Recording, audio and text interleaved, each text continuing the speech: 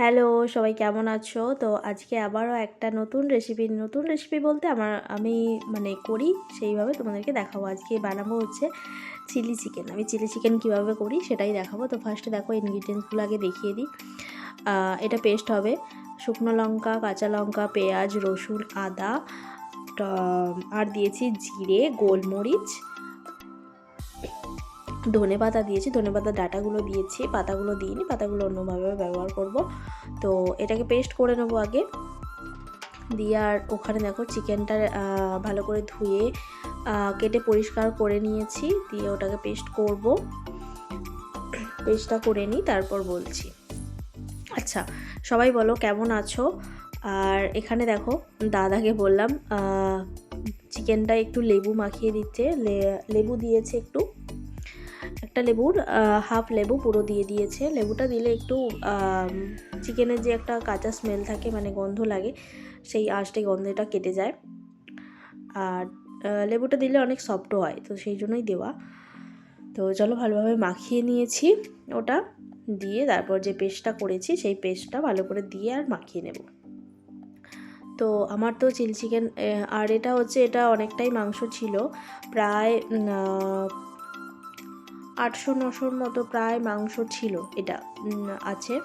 তো এটা দুটো ভাগে ভাগ করে নেব। একটা হচ্ছে সব কিছু ইনগ্রিডিয়েন্টস দিয়ে হাফ রেখে দেবো পকোড়ার জন্য, আমরা তো এইভাবেই করি, আর হাফ রেখে দেব চিলি চিকেনের জন্য করব। তো দেখো লবণটা দিয়ে দিচ্ছি, লবণটা স্বাদ অনুযায়ী অবশ্যই দিও, কেননা কতটা মাংস চিকেন আছে আর কি, সেই অনুযায়ী তোমরা দিও, ঠিক আছে? তো চলো ভালো করে ওটাকেও মাখিয়ে নিলাম।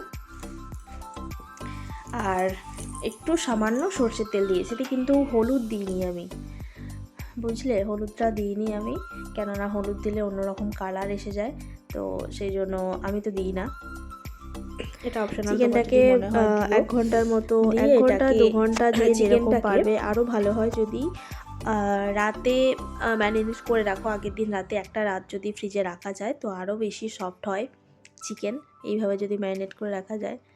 তো এরপর দাদা দিল, এটা হচ্ছে ভিনিগার দিয়েছে, ভিনিগার 1 চামচ মতো দিয়েছি, দিয়ে দুটো দেখো এটা হাফ করে দিয়েছি, একটা পকোড়ার জন্য রেখেছি আর একটা রেখেছি চিলি চিকেন করব বলে।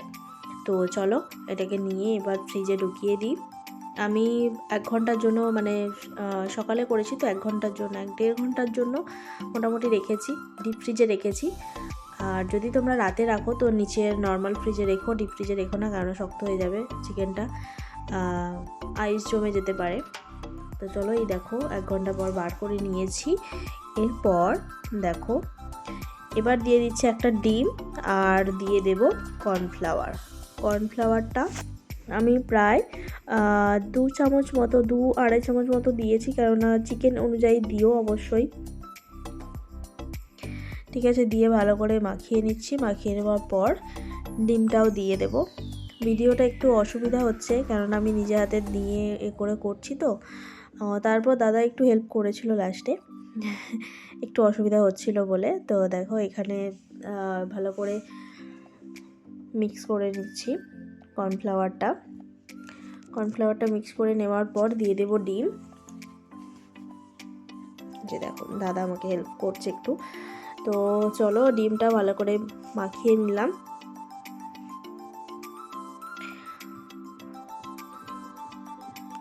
আর ওই সাইডে তেল গরম করতে দিয়ে দিয়েছি, পকোড়াটা ভাজবো। আর খুব বেশি হিট হবে না তেলটা, খুব বেশি হিটও হবে না, আবার খুব বেশি ঠান্ডাও হবে না, তেলটা মোটামুটি মিডিয়াম আঁচে দিয়ে পকোড়াটা ভাজতে হবে, নাহলে পুড়ে যাবে। এই যে দেখো পকোড়াটা অল্প অল্প করে আস্তে আস্তে হালকা করে ভেজে নেব এবার। তো চলো ভেজে নিই এইভাবে পকোড়াগুলো, তারপর আবার আসছি, ওকে? তো দেখতে থাকো ভিডিওটা।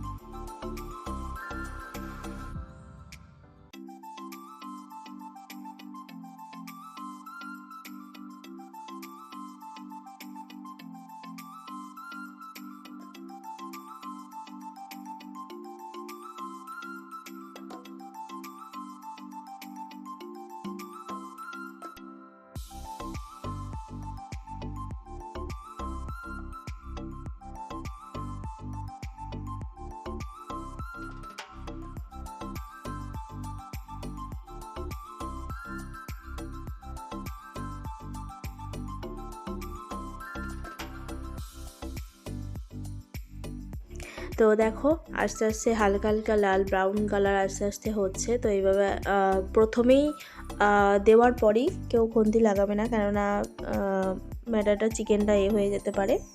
তো তারপর চিকেনটা ভালো করে সব কিছু ফ্রাই করে নেওয়ার পর চিকেনটা সব কিছু মানে কোটিংটাও ভালো হয়েছিল, দেখতেই তো পেলে। ভেজে নিয়েছি। তো এরপর দেখো সেই তেলটা আমি অর্ধেক নামিয়ে নিয়েছি, সেই তেলেই করছি। তো দেখো এই জন্য এই অবস্থা তেলটা। তো ভালো হয় ওই চিকেনই, চিলি চিকেন করলে ভালো হয়। তো কী কী দিচ্ছি বলছি। ফার্স্টে চেরা কাঁচা লঙ্কা দিয়েছি, রসুন দিয়েছি, আদাটা আমি একটু পরে দেবো।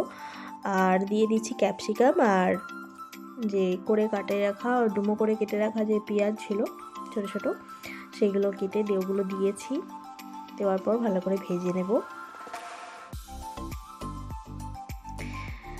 দেখো এরপর দিলাম আদা। আর আমি ওই তেলে করেছি বলে একটু ওর যে চিকেনের যে গুঁড়ো গুঁড়ো থাকে না ভাজার সময়, সেগুলো আছে বলে আরও অন্যরকম লাগছে দেখতে। তো এটা কোনো ব্যাপার না, ব্যাপার হচ্ছে খেতে কেমন হচ্ছে সেটা নিয়ে, অবশ্যই দেখাটাও মেন। আচ্ছা, তো দেখো এরপর সামান্য লবণ দিয়ে দিয়েছি। দিয়ে দেওয়ার পর যে চিকেনের যে গ্রেভিটা হবে, মানে চিলি চিকেনের যে গ্রেভিটা হবে, মশলা মানে সসগুলো সেগুলো একসাথে করে নিয়েছি। ওতে আছে chilli sauce, soya sauce, red chilli sauce, green chilli sauce, আর আছে টমেটো কেচাপ।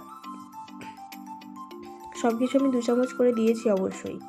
আচ্ছা, এই যে আমি হলুদটা দিলাম, হলুদটা তোমাদের কাছে অপশনাল, তোমরা চাইলে নাও দিতে পারো। আমি হালকা দিয়েছি, তোমাদের যদি পছন্দ না হয় নাও দিতে পারো। আর এখানে ওই বাটিটাতেই নিয়েছি জল নিয়েছি, আর একটু কর্নফ্লাওয়ার গুলে নিচ্ছি।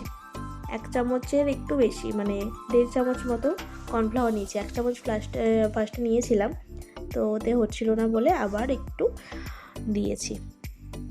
দিয়ে আবার ভালো করে মিক্স করে ওতে দিয়ে দেব। ওটাও প্রায় হয়েই গেছে গ্রেভিটা। দেখো চিকেনটা দিয়ে ভালো করে নাড়িয়ে নিলাম। নাড়িয়ে নেওয়ার পর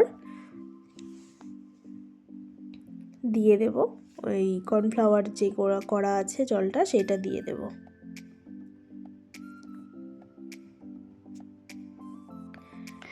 তো দেখো এইভাবে পুরো প্রসেসটা তো সবটা দেখিয়েই দিলাম, প্রায় আমি যেভাবে করেছি। আর এইভাবে দেখো চিকেন পকোড়াটা হয়েছিল। তো তারপর আমার থেকে ফোন অশ্মি নিয়ে চলে গিয়েছিল, তো ভিডিও করতে পারিনি।